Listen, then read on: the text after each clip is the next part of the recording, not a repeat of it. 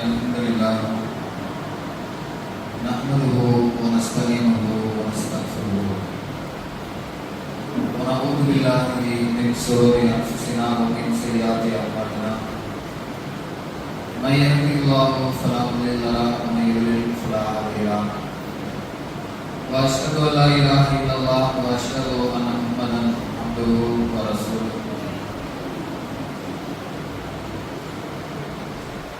அளவற்ற அருளாளனும் நிகரில்லாத பேரன்புடையவனும் ஆகிய இல்லாமல்ல ஏக இறைவன் அல்லாஹ்வுடைய சாமியும் சமாதானமும்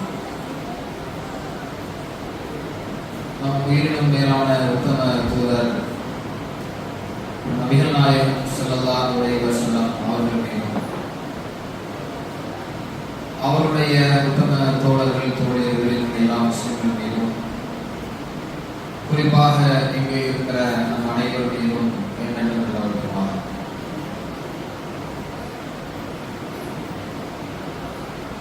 இந்த தர்பியா நிகழ்வில்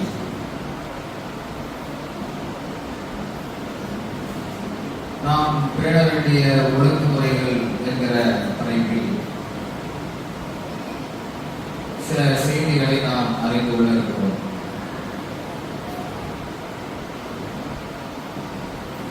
அல்லாஹ்வுடைய அருளால் நாமெல்லாம் முஸ்லிம்களாக ஆக்கப்பட்டிருக்கிறோம். இப்படி முஸ்லிம்களாக வாழக்கூடிய நாம எப்படி இந்த உலகத்தில் வாழ வேண்டும்,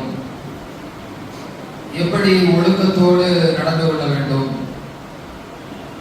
எப்படி நற்பண்புடையவர்களாக இருக்க வேண்டும் என்பதை தெரிந்து கொண்டு நாமெல்லாம் இஸ்லாத்தினுடைய அடிப்படையில் இந்த உலகத்தில் வாழ வேண்டும். நாம இப்போ இந்த மதரசாவிலே கல்வி மார்க்க கல்வியை கற்றுக்கொண்டிருக்கிறோம் என்றால் இது எதற்காக வேண்டி? வெறுமனே இது நாம் படிக்கிறதுக்கு மட்டுமல்ல, படித்துவிட்டு நம்முடைய வாழ்க்கையில அதை செயல்படுத்துவதற்காக. சரிதானே? எதுக்கு நாமெல்லாம் வந்திருக்கிறோம்? மதரசாவுல ஓதி ஒழுக்கத்தை எல்லாம் படிச்சு அதை என்ன செய்ய நம்முடைய வாழ்க்கையில கடைபிடிக்க வேண்டும் என்பதற்காகத்தான் இந்த மதரசா படிப்பு. சரியா?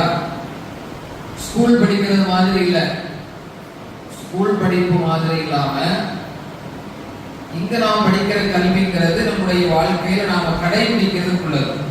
சரியா? ஸ்கூல்ல ஒரு பாடல் படிப்பீங்க, அல்லது ஒரு மேக்ஸ் ஒன்று படிக்கிறீங்க, அல்லது சயின்ஸ்ல ஏதாவது ஒன்று படிக்கிறீங்க. அதை வீட்டுல நாம அப்படியே செய்வோமா? செய்ய மாட்டோம். ஆனா இங்க இருக்கிற மதரசாவில் இருக்கிற படிப்பு இதுக்குள்ளது. இங்க நாம குர்ஆனை ஓதுனா வீட்டுல போய் என்ன செய்யணும்? குர்ஆனை நாம் ஓதணும். இங்க நாம தொழுகையை பற்றி படிச்சா அதை வீட்டுல போய் நாம தொழுகணும், பள்ளிவாசல்ல தொழணும். ஒவ்வொரு நேரத்திலையும் துவா சொல்லிருக்கோங்களா? யாருக்கெல்லாம் துவா தெரியாது? எல்லாரும் துவா தெரியுமா? தூங்கும்போது ஓதும் துவா என்ன உங்களுக்கு தெரியுமா? தெரியும். இந்த துவாக்கள்லாம் எதற்கு படிக்கிறோம்?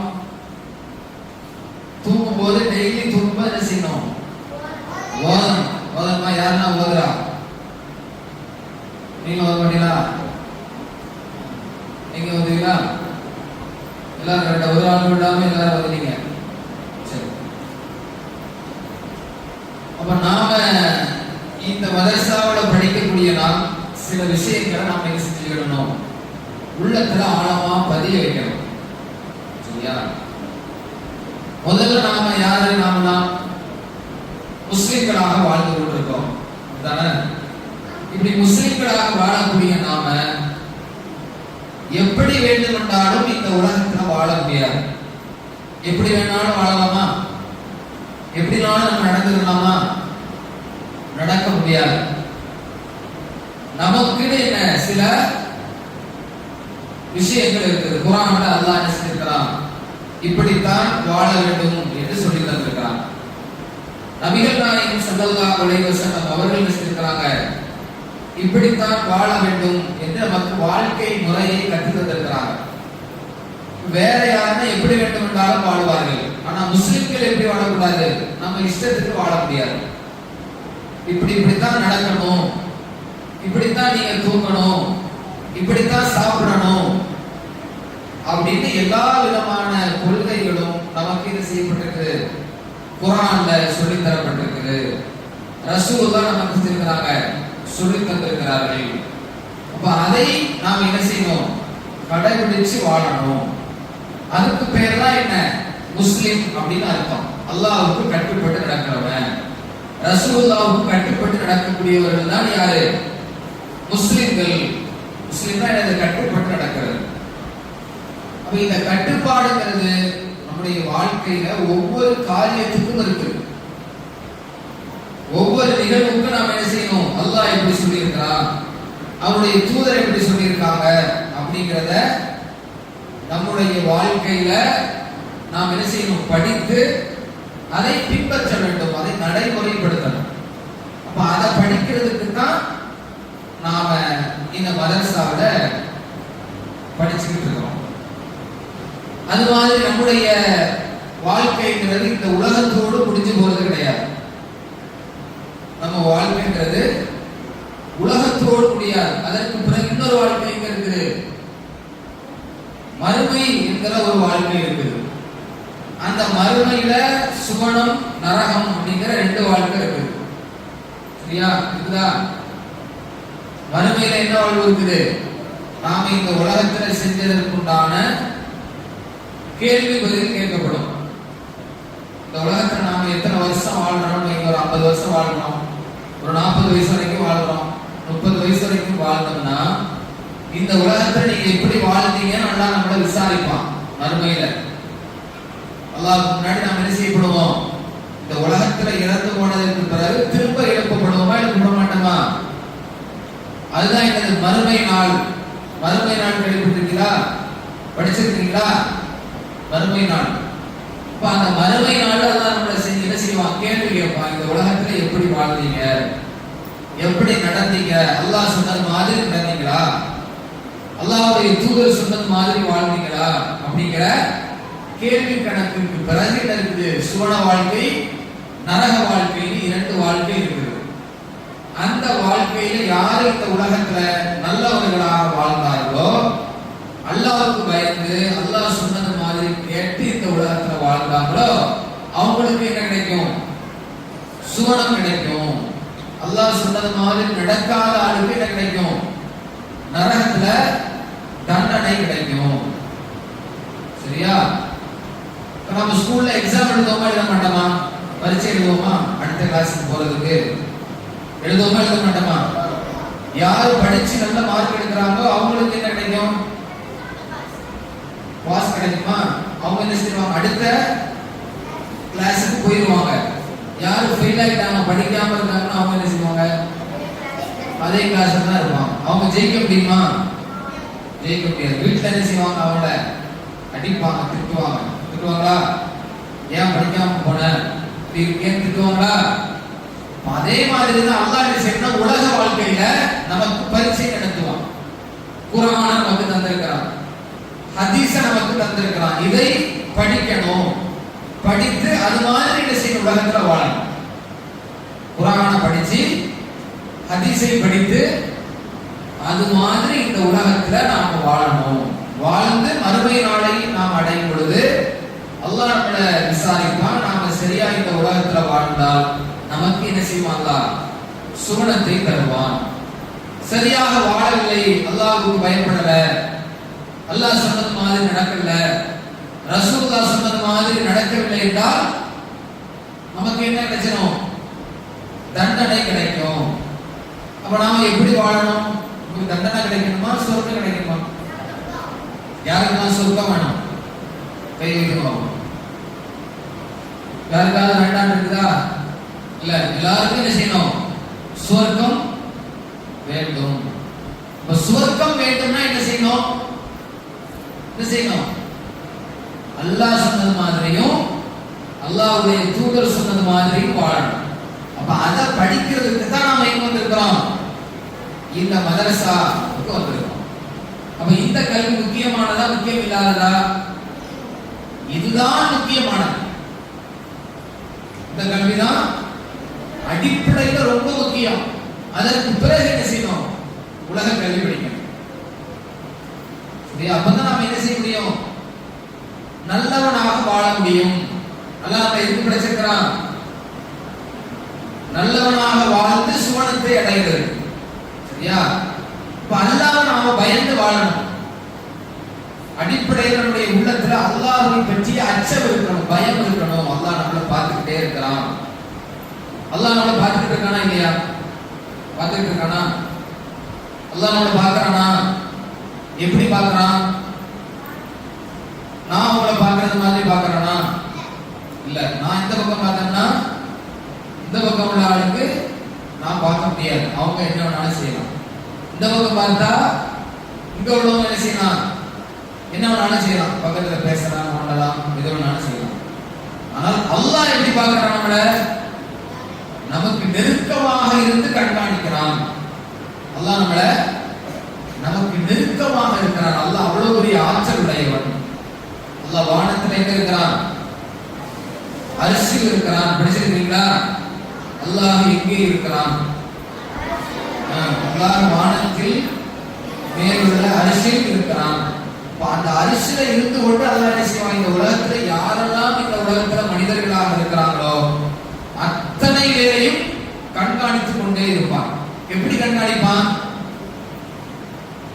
அல்லாஹ் குர்ஆன்ல சொல்றான், நஹும் அக்ரபு மின் இலைஹி ஹப்லின் வரீத். நான் அவனுக்கு மனிதனுக்கு பிடரி நரம்புக்கு அருகாமையில் நான் என்ன செய்யறேன்? அவனை கண்காணித்துக் கொண்டிருக்கிறேன். பிடரினா இது கழுத்துல இது பின்னாடி தான், இதுதான் பிடரி. இந்த நெருக்கத்துல ஒருத்தர் உங்களை பார்க்கறாங்க. அப்ப நீங்க செய்யறது எல்லாமே அவங்களுக்கு தெரியுமா? நான் கழுத்து கிட்ட வந்து உன்னை பார்த்துட்டே இருக்கிறேன். அப்ப நீ என்னதான் செய்யறியோ எல்லாமே யாருக்கு தெரியும்? எனக்கு தெரியுமா தெரியாதா? அதே மாதிரி தான் அல்லாஹ் என்ன செய்யறான்? ஒவ்வொருவரையும் கண்காணித்துக் கொண்டிருக்கிறான். ஒவ்வொருவரையும் அல்லாஹ் பார்த்துட்டே இருக்கிறான். நம்ம என்ன செஞ்சாலும் யாருக்கு தெரியும்? அல்லாஹ்வுக்கு தெரியும். அந்த அல்லாஹ் நம்மளை கண்காணித்துக் கொண்டே இருக்கிறான் அப்படிங்கிற அந்த பயம் நமக்கு உள்ளத்துல இருக்கணும். நாம என்ன செஞ்சாலும் அல்லாஹ் பார்ப்பான், என்ன செய்தாலும் அல்லாஹ்வுக்கு தெரியும். அப்ப அந்த இறையச்சம் யாருக்கு இருக்கணும்? ஒவ்வொரு முஸ்லிமுக்கும் இருக்கணும். அல்லாஹ் நம்மளை பார்த்துட்டு இருக்கா. நாம என்ன செய்யக்கூடாது? பொய் பேசக்கூடாது. அல்லாஹ் நம்மளை பார்த்து கொண்டே இருக்கிறான்.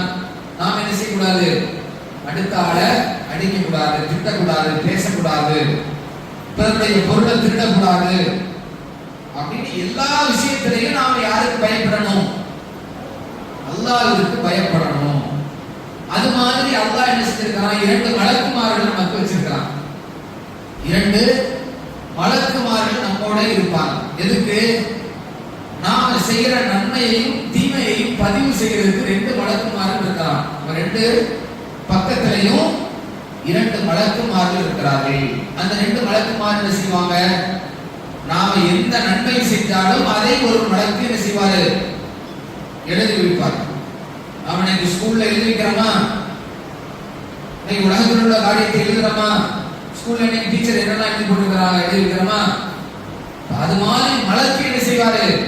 நாம என்ன சொன்னாலும் என்ன செய்தாலும் அது நல்லதாக இருந்தால் ஒரு மலக்கு என்ன செய்வாரு? எழுதி கொள்வார்.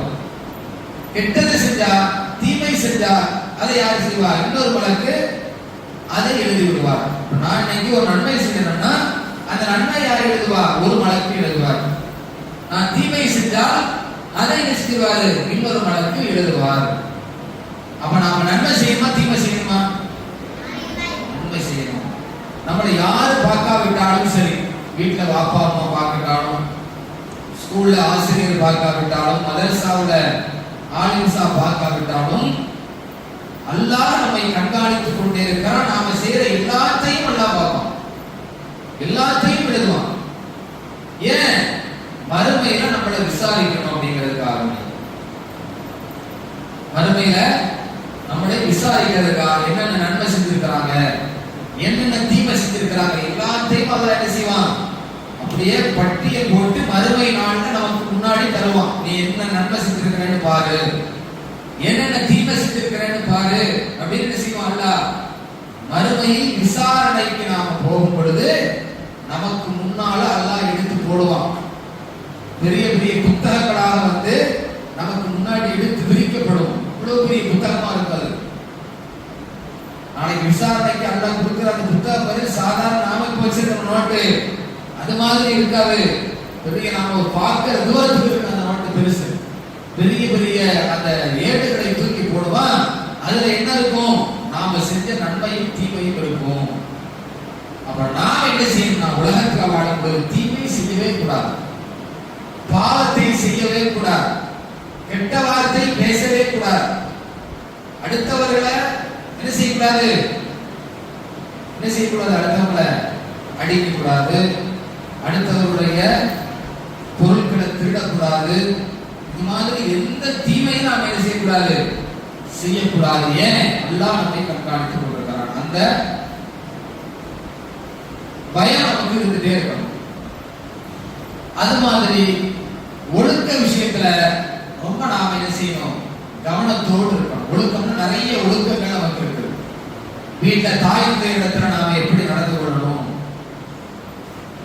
தாய் இடத்துல எப்படி நடந்து கொள்ளணும் அப்படிங்கிற மிக முக்கியமான ஒரு காரியம். அது மாதிரி ஒவ்வொரு காரியத்தை செய்யும் பொழுதும் நாம எப்படி செய்யணும், எப்படி அந்த தொழுகை முறையா இருக்கட்டும், அல்லது சாப்பிடக்கூடிய ஒழுங்கா இருக்கட்டும், ஆடை அணியக்கூடிய ஒழுங்கலாக இருக்கட்டும், இது எல்லாவற்றையும் நாம என்ன செய்யணும், இந்த மதரசாவில் தான் நாம படிக்க போறோம். அப்ப படிக்கிறத நாம என்ன செய்யணும், சரியாக நாம் நம்முடைய வாழ்க்கையில் கடைபிடிக்கணும். ஒழுக்கம் மிக முக்கியமானது. ரசூலுல்லாஹ் நமக்கு ஒழுக்கத்தை ரொம்ப போதித்திருக்கிறார்கள். ஞானதானம் நடக்கக்கூடாது, ஒழுக்கத்தோடு நடக்க வேண்டும். சரியா? ஒழுக்கம்னா என்ன, ஒழுக்கம்னா என்ன, நல்லது நன்மையானதான் செய்யணும், தீமையானதை செய்யக்கூடாது. இன்னைக்கு நாம என்ன செய்ய உட்காந்து செல்லு பார்ப்போமா? யாருக்கெல்லாம் செல்லு இருக்கு? யாரெல்லாம் செல்லு வச்சிருக்கிறாங்க? வீட்டுல செல்லு வச்சிருக்கியா? அவங்களதான் பாப்பாக்குள்ளதான். உனக்கே தனியா செல்லு வச்சிருக்காங்களா? அப்ப அந்த செல்ல என்ன காட்டுறாங்க, என்னென்ன பார்ப்பீங்க செல்ல? செல்ல என்ன பார்ப்பீங்க? யாரும் பார்க்க மாட்டீங்களா? செல்லு பார்ப்பீங்களா? என்ன பார்ப்பீங்க? செல்லுல என்ன பார்ப்பீங்க? செல்லுல வந்து நாம என்ன செய்யக்கூடாது, இந்த காலத்துல செல்லு யூஸ் பண்ணவே கூடாது. சிறு பிள்ளையா இருக்கும்போது, நமக்கு சின்ன பிள்ளை தானே, நமக்கு செல்லு தேவையா? நமக்கு என்ன செய்ய, செல்போன் தேவையில்லை. செல்போன் நமக்கு தேவை கிடையாது. ஏன், செல்போனை பார்த்து பார்த்து நாம இருந்தோம், நம்ம கண்ணு கெட்டு போயிடும். கண்ணு என்ன செய்யணும், கெட்டு போயிடும். மூளை சரியா வேலை செய்யாது. இந்த வயசுல நாம என்ன செய்யணும், ஓடி சாடி விளையாடணும், நாம நிறைய படிக்கணும், சிந்திக்கணும். செல்போனையே பார்த்துட்டு இருந்தோம் நீங்க, நம்முடைய உடம்புக்கு வேலை இருக்காது. கண்ணெல்லாம் வந்து வலிக்க ஆரம்பிச்சிடும். நிறைய பாக்குறீங்களா, சில பேர் என்ன செய்யறாங்க, செல்போனை பார்த்து பார்த்து அப்படியே ஒரு மாதிரியா மனநலம் பாதிக்கப்படுறாங்க.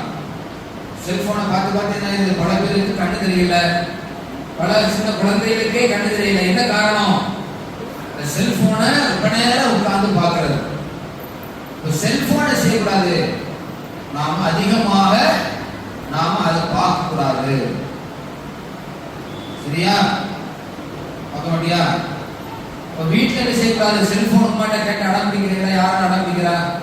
செல்போன் வேணும், அப்பதான் நான் வந்து ஸ்கூலுக்கு போவேன், அப்பதான் சாப்பிடுவேன் அப்படிலாம் சொல்றீங்களா?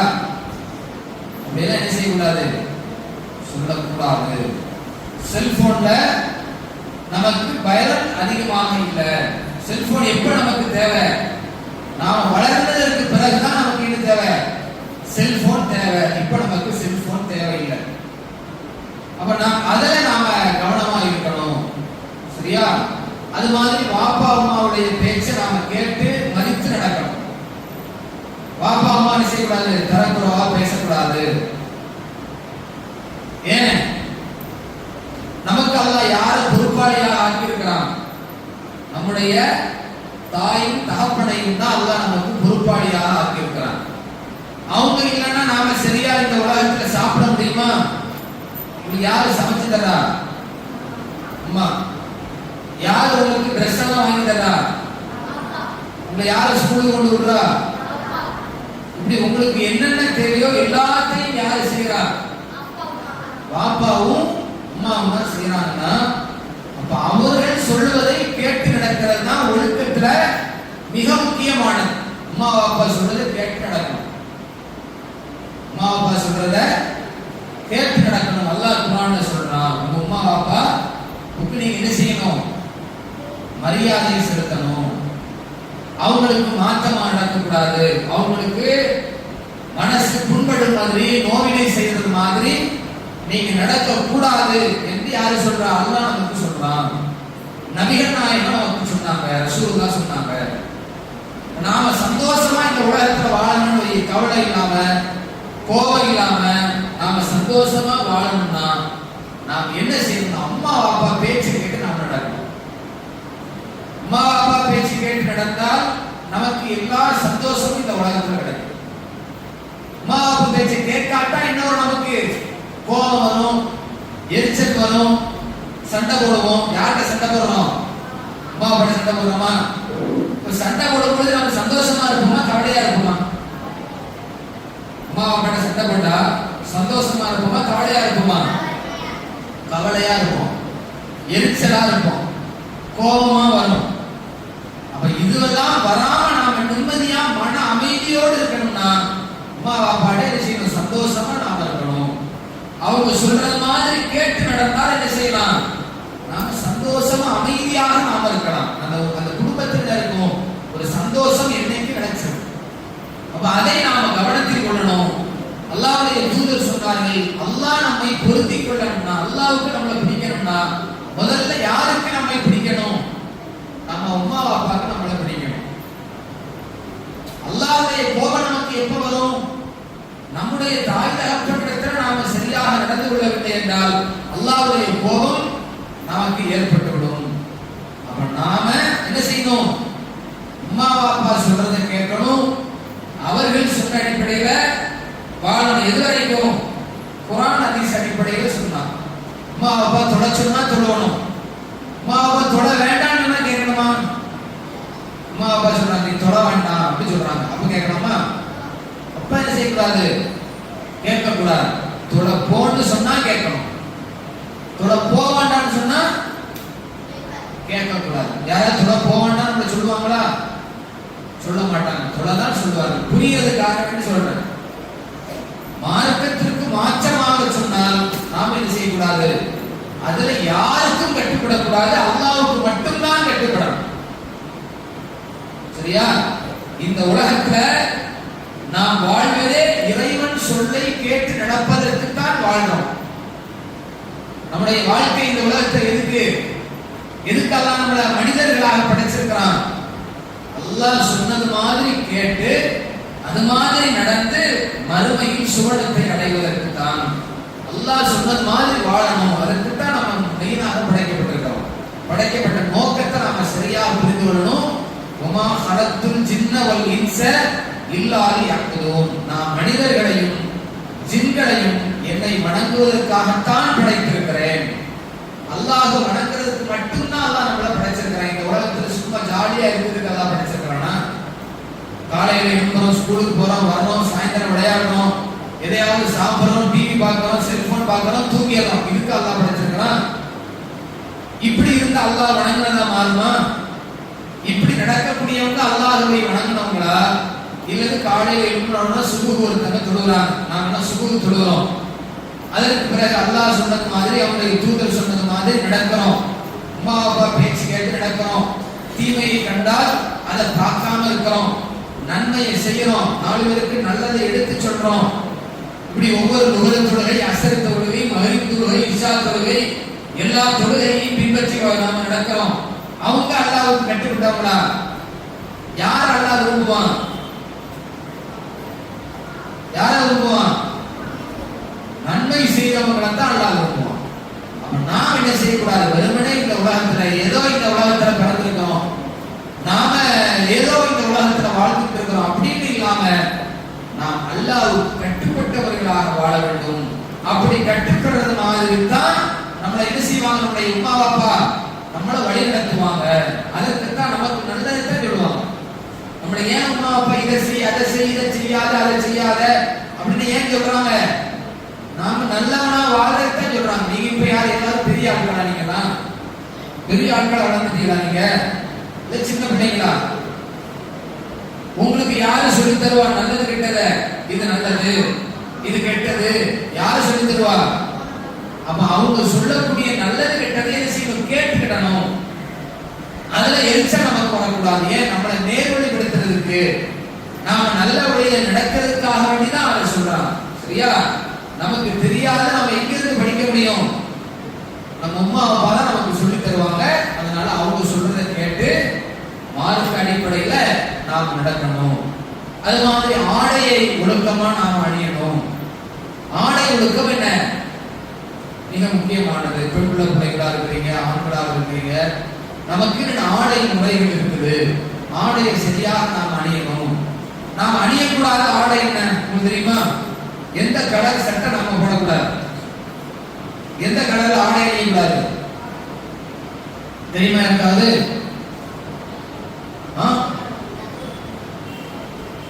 காவி நிற ஆடை நம்ம அணியக்கூடாது. காவி கலர் என்ன செய்யக்கூடாது? அணியக்கூடாது. பெண்களுடைய ஆடை முறை தெரியுமா? ஆடை முறை படிச்சிட்டீங்களா? பர்கா வந்து மட்டும்தான் போடணுமா, இல்லை எல்லாரும் போடணுமா? ஸ்கூலுக்கு போகும்போது பர்கா போடணுமா, போட வேண்டாமா? ஸ்கூலுக்கு போகும்போது போடணும். எல்லா நேரத்திலையும் வீட்டில் இருக்கும்போது தவிர்த்து வெளியில வரக்கூடிய எல்லா நேரத்திலையும் என்ன செய்யணும்? இந்த பர்கா ஆடை முறையை நாம் என்ன செய்யணும்? கடைபிடிக்கணும். சரியா? இப்படி நமக்கு நிறைய ஒழுக்க முறைகள் நமக்கு இஸ்லாத்தில் இருக்குது. அதைத்தான் அடிப்படையில் நீங்க புரிஞ்சுக்கணும். நாம் இந்த மதரசாவில் படிக்கிறது இஸ்லாத்தை பற்றி தெரிந்து கொள்வதற்கு தான். எப்படி வாழணும், எப்படி நாம் இந்த உலகத்துல நடக்கணும் என்பதை எல்லாம் தெரிந்து கொண்டு அதன் அடிப்படையில் இந்த உலகத்துல வாழணும். அப்படி வாழ்ந்து நாம் மரணிக்கும் பொழுதுதான் மறுமையில் நமக்கு சுவனம் கிடைக்கும். இல்லைன்னா நாம் என்ன செஞ்சிருவோம்? அல்லாஹ்வுடைய கோபத்திற்கும் தண்டனைக்கும் ஆளாகிவிடுவோம் என்பதை நாம அடிப்படையில் புரிந்து வைத்துக் கொண்டு நாம் என்ன செய்யணும்? இந்த இஸ்லாத்தை நாம் படிக்கணும். மதரசாவுடைய பாடத்திட்டத்தை படிக்கிறது என்ன செய்யக்கூடாது? கவனம் செலுத்தாமல் இருக்கக்கூடாது, அலட்சிய போக்கோடு இருக்கக்கூடாது. ஏன்? நாம இன்னைக்கு படிக்கிற இந்த மதரசா கல்விதான் நாம மரணிக்கிறது வரைக்கும் அதுதான் நமக்கு வாழ்க்கையில பாடம். இன்னைக்கு நாம ஒரு துவாவை படிக்கணும்னா அந்த துவா எது வரைக்கும் நாம படிக்கணும்? நாம மௌத்தா போறது வரைக்கும் அந்த துவாவை படிக்கணும். நாம மௌத்தா போறது வரைக்கும் அல்லாஹ்வை எஞ்சணும். நாம இறந்து போறது வரைக்கும் நம்முடைய ஆடை முறைகளை கடைபிடிக்கணும், ஒழுக்கத்தை கடைபிடிக்கணும். சரியா? இப்படி எல்லாமே நாம் மரணிக்கிறது வரைக்கும் உண்டான ஒரு கல்விதான் இந்த மார்க்க கல்வி. அதைத்தான் நாம படிக்க வந்திருக்கிறோம். அதை நாம் என்ன செய்யணும்? கடைபிடித்து வாழ்ந்தால்தான் அல்லாஹ்வுடைய பாசத்தை, அன்பை நாம் பெற முடியும். சரியா? அப்பதான் அல்லாஹ் நம்ம என்ன செய்வான்? இந்த இவன் நமக்கு கட்டுப்பட்டு நடக்கிறான், இந்த பையன் நமக்கு கட்டுப்பட்டு நடக்கிறான், இந்த பெண் குழந்தை நமக்கு கட்டுப்பட்டு நடக்கிறா, இவனுக்கு நாம என்ன செய்யணும்? மறுமையில சுவர்க்கத்தை கொடுக்கணும், இவனுக்கு நாம மறுமையில சுவர்க்கத்தை கொடுக்கணும், இவன் நமக்கு கட்டுப்பட்டு நடக்கிற ஒரு முஸ்லிம் கூட்டமா இருக்கிறாங்க என்று அல்லாஹ் நமக்கு நன்மைகளை வழங்குவான், நம்மளை பாதுகாப்பான். எவ்வளவு தீமை இந்த உலகத்தில் இருக்குது, அந்த தீமையில் இருந்தா நாம பாதுகாக்கப்படணும்னா நாம் அல்லாஹ் சொன்னது மாதிரி நடக்கணும். அல்லாஹ் நமக்கு பாதுகாப்பு தருவான். மலக்குமார்கள் மூலமாக அல்லாஹ் நம்மை பாதுகாப்பான். நாம் அல்லாஹ் சொன்னது மாதிரி நடந்தா, அல்லாஹ்வுடைய தூதர் சொன்னது மாதிரி நாம நடந்தோம்னா அல்லாஹ் என்ன செய்வான்? மலக்குமார்களை வைத்து நம்மை பாதுகாப்பான். நமக்கு பாதுகாப்பு அல்லாஹ் தருவான். நாம் அல்லாஹ் சொன்னது மாதிரி கேட்கலன்னா நமக்கு பாதுகாப்பு கிடைக்காது. அப்ப எல்லாத்தையும் நாம புரிந்து கொண்டுதான் இந்த உலகத்துல வாழணும். அடிப்படையில நாம் முஸ்லிம்களாக வாழ்றோம். நமக்குன்னு அல்லாஹ்வும் அவனுடைய அல்லாஹ்வுடைய தூதரும் வாழ்க்கை முறையை சொல்லி தந்திருக்கிறாங்க. அதன் அடிப்படையில் வாழணும் அப்படிங்கிற அந்த சிந்தனையோடு நம்முடைய இந்த உலக வாழ்க்கையை அமைச்சு கொள்ளணும். அதற்கு மிக முக்கியமாக இந்த மதரசாவுடைய படிப்பு. அதற்கு தான் நம்ம கவனத்தோடு படிச்சு நம்ம நல்லவர்களாக வாழலாமா? யாரெல்லாம் இதை படிச்சு நல்லவங்களா வாழ்வாங்க? எப்பவுமே மதரசா இல்லாம எல்லா நேரத்திலையும் நான் இஸ்லாத்தை கடைபிடிப்பேன், அல்லாஹ்வுக்கு பிடித்தது மாதிரி நான் இந்த உலகத்துல வாழ்வேன்னு சொல்லக்கூடியவன் கை தூக்க பார்ப்போம். ஒழுக்கத்தோடு நான் வாழ்வேன், அல்லாஹ்வுக்காக வேண்டிதான் வாழ்வேன்னு சொல்றது யாரு? அப்ப இந்த வார்த்தை உங்களுடைய உள்ளத்துல ஆழமா பதியணும். நான் அல்லாஹ்வுக்காக வேண்டிதான் வாழ்வேங்கிற அந்த சொல் என்ன செய்யக்கூடாது, மாறவே கூடாது. உங்களுடைய உள்ளத்துல ஆழமா பதியணும். நான் இஸ்லாத்தை கடைபிடித்து அல்லாஹ் சொன்னது மாதிரி அவருடைய தூதர் சொன்னது மாதிரி கேட்டு நடப்பேன். மதரசாவோட பாடங்களை படிச்சு அதை வாழ்க்கையை நடைமுறைப்படுத்துவேன். வீட்டுல இங்க படிக்கிற பாடத்தை வீட்டுல அம்மா இடத்துல போய் சொல்லணும், அப்பா இடத்துல போய் சொல்லணும். சொல்லி அவங்களுக்கும் என்ன செய்யணும், நீங்க படிச்சிருக்கிற இந்த மார்க்கத்தை நீங்க கற்றுக் கொடுக்கணும். அப்படிங்கிற அந்த நிலையில் நாம் இருந்து நல்ல பிள்ளைகளாக இந்த உலகத்துல வாழ்ந்து நாம் மரணித்து மறுமையை சுவனத்தை அடைகிற ஒரு பாக்கியத்தை அல்லாஹ் நமக்கு தருவானாக என்று கேட்டு இந்த உரையை முடித்துக் கொள்கிறேன். அஸ்ஸலாமு அலைக்கும்.